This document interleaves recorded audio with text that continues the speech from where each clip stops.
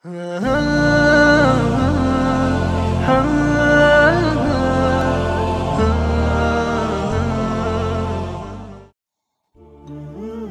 mau tunjukkan satu aja dari sekian banyak amal soleh yang kita titi sampai dengan malam ini. Sholat saja. Saya sering katakan kepada Anda, kalimat sholat pertama dibuka dalam Al-Quran dengan kalimat jama' ghair mahdud, jama' tanpa batas. Kalau ada jama' tanpa batas, itu berarti menunjuk kepada semua ragam sholat yang pernah ditunjukkan dalam Al-Quran, dituntunkan dalam sunnah Nabi. Kalau semua jenis sholat, itu berarti mencakup yang fardunya plus sunnahnya. Karena itu bentuk tulisannya ditulis dengan alif, lam, sad, lam, wawu, fathah tegak, ta. Gini.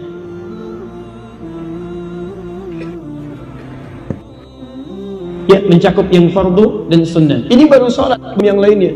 Saya tanyakan kepada Anda, pernah nggak selama hidup ya? Ini evaluasi kita saja. Kita belum bicara turunan materinya. Pernah nggak antum selama hidup keluarkan semua jenis sholat yang disebutkan di Quran dan hadis? Lalu Anda bikin menunya misalnya. Hei Anda yang pernah belajar bertahun-tahun hanya untuk mencari dunia, TK sekian tahun, SD 6 tahun, SMP 3 tahun, SMA 3 tahun, S1 4 tahun, S2 2 tahun, S3 2 tahun. Berapa tahun Anda kumpulkan untuk mengejar dunia? Berangkat gelap, pulang gelap, ada yang ikut seminar, ada yang ikut stadium general, macam-macam Anda kumpulkan. Pertanyaan saya, dari sekian menu dunia yang pernah Anda rinci sampai Anda tegaskan, mau kuliah sekian SKS, ini materinya Anda pelajari, saya tanya pada antum, kurikulum kehidupan Anda pernah nggak Anda keluarkan? Berapa SKS Anda pernah tunaikan pelajaran sholat itu? Berapa SKS Anda pernah kumpulkan materi sholat itu? Satu aja yang paling sederhana, pernah nggak Anda keluarkan? Ini sholat fardu saya subuh sampai dengan isya, itu wajar. Yang jadi pertanyaan, di luar itu pernah nggak? Ragam sholat saja jangan-jangan kita nggak pernah kenal. Tahajud, qiyamul lail, rawatib yang 12 rakaat, syuruk itu, duha itu, sholat wudhu itu, semua jenis sholat sunnah pernah kita keluarkan. Itu baru sholat. Jadi kalau ada anak kecil usia 5 tahun, usia 6 tahun sudah mengerjakan sholat sunnah, Anda diberikan 50 tahun, 60 tahun baru kenal sholat fardu, Anda butuh berapa tahun lagi untuk meningkatkan amal soleh? Saya mau tunjukkan pada antum sekalian. 2 hari lalu, ya, saat kami melepas dari siswa kami yang akan ke Sudan, saya melihat fenomena luar biasa. Jadi anak-anak kecil yang belajar di kelas informal, kelas malam. Teman-teman, terkumpul hampir 100 orang anak. Datang dari berbagai daerah yang berbeda. Usia mereka variatif, tapi rata-rata di kisaran 4, 5, 6 tahun. 4, 5, 6, 7. Tahukah Anda, pelajaran malam dimulai ba'da maghrib. Kalau maghribnya saja, ya wilayah Bekasi misal, jatuh di 17.50, tahukah Anda bahwa 17.30 mereka sudah mulai berada di masjid. Jadi sebelum azan, sudah ada di masjid. Salat berjamaah, menata saf sendiri. Kemudian selesai maghrib, mereka menghafal Quran. Ba'da maghrib, menghafal Quran, mereka salat isya berjamaah. Ba'da isya, murajaah lagi. Kemudian mereka mendekat pada gurunya, lalu melepas gurunya, baru pulang ke rumah jam 9 malam. Anak usia 4-5 tahun, maaf, sebelum azan, sudah datang ke masjid. Salat berjamaah, mereka menghafal Quran. Isyanya berjamaah, murajaah Al-Quran.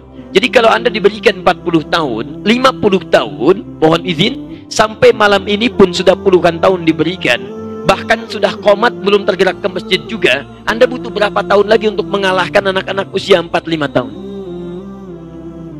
Berita kurang menyenangkan ya, mereka belum taklif.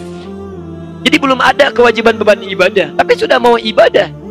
Belum azan, Masya Allah sudah ke masjid. Antum sudah qomat belum tersentuh juga, antum butuh berapa tahun lagi?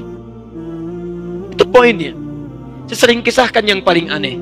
Ini ada orang jauh dari masjid, jaraknya bahkan ada yang 1 kilo, 2 kilo. Kendaraan tidak Allah titipkan kepadanya.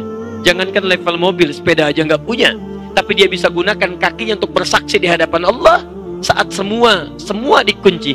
Al-yawma nakhtimu ala afwahihim wa tukallimuna aydihim wa tashhadu arjuluhum. Ingat, kakinya bersaksi. Dia gunakan kakinya untuk ke masjid datang supaya disaksikan di hadapan Allah. Anda yang Masya Allah, rumah dekat dengan masjid, jaraknya tidak sampai kiloan, Bahkan ada yang 5 meter, ada 10 meter. Kendaraan lengkap. Sepeda Allah berikan, motor Allah titipkan, mobil variasinya banyak. Bahkan saking sayangnya Allah kepada Anda, speaker masjid pun ke rumah Anda corongnya begini nih. Tuh. Adzan kedengaran, qomat jelas. Masya Allah. Kalau dengan sekian belum mampu menggerakkan hati Anda untuk ke masjid, Anda perlu diberikan apa lagi? Maka dari itu, sebelum hari berganti, pekan kemudian berubah, dan tahun juga kemudian berganti, bulan juga kemudian berubah. Coba lihat sampai dengan malam ini, barangkali dihidupkan kita dari sekian orang yang telah wafat.